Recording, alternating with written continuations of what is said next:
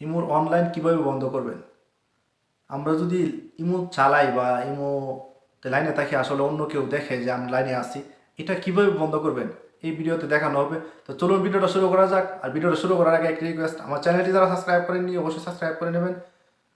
So let's go in the video.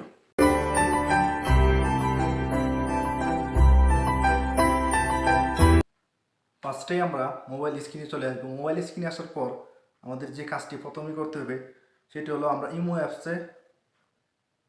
অ্যাপটি open করব। তো আমরা একটা কথা বলে নিই, আপনারা যেহেতু আপনাদের যে ইমোটা অনলাইন বন্ধ করবেন সেই ইমোতে চলে যাবেন।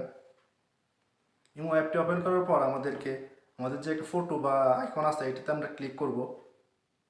ক্লিক করার পর আমাদেরকে চলে যেতে হবে সেটিংস অপশনে। সেটিং অপশনে যাওয়ার পর প্রাইভেসিতে অবশ্যই ক্লিক করতে হবে। এখানে আপনারা দুইটা দেখতে পাচ্ছেন, last seen, layer seen. So এই দুইটা অপশন আমরা নভেলে ক্লিক করব, এটা আমরা অফ করে দেব।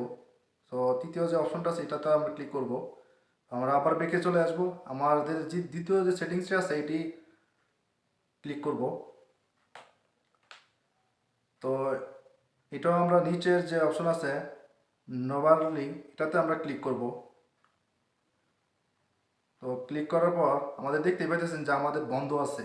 আপনারা যদি চালু করতে চান তাহলে আপনারা মাই কন্ট্যাক্টও দিতে পারেন বা এভিডেন্স দিতে পারেন, এটাতে দিতে পারেন। সো মাই কন্ট্যাক্টে দিলে আপনাদের যে নাম্বারগুলো আছে সেই নাম্বারগুলো শুধু অনলাইনে দেখতে পারবে। আবার যদি আপনি উপরেরটা দেন তো আপনারা যে অন্য যে মানুষগুলো আছে নাম্বার সেভ করা ছাড়া যে মানুষগুলো সেই মানুষগুলো দেখতে পাবে।